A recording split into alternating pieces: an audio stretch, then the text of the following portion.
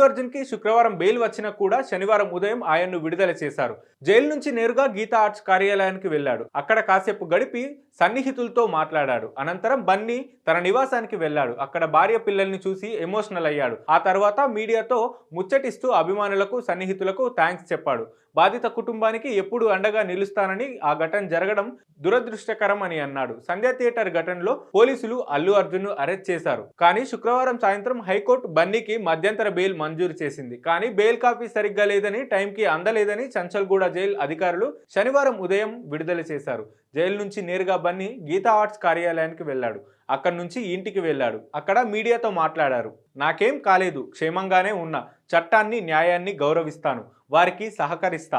బాధిత కుటుంబానికి ప్రగాఢ సానుభూతి. ఈ ఘటన మాకు తెలియకుండా జరిగింది. అయినా ఇది దురదృష్టకరం. గత 20 ఏళ్లుగా సంధ్య థియేటర్ కు వెళ్తున్నా. కానీ ఈసారి ఇలా జరగడం దురదృష్టకరం. ఏం చేసినా కూడా వారికి జరిగిన నష్టాన్ని పూడ్చలేం. కానీ ఏ సాయం కావాలన్నా తోడుగా ఉంటా. నాకు అండగా నిలిచిన, సపోర్ట్ ఇచ్చిన ప్రతి ఒక్కరికి థ్యాంక్స్. కేసు గురించి నేనేమి మాట్లాడలేను. అది చట్టం చూసుకుంటుంది. చట్టం తన పనిని తాను చేసుకుంటూ పోతుంది. నాకు న్యాయ వ్యవస్థ మీద నమ్మకం ఉంది. ఈ కేసు గురించి నేనేమి మాట్లాడను అని అల్లు అర్జున్ అన్నాడు. అల్లు అర్జున్ కోసం ఫ్యామిలీ అంతా గుమ్మం వద్దే ఎదురు చూస్తూ ఉన్నారు.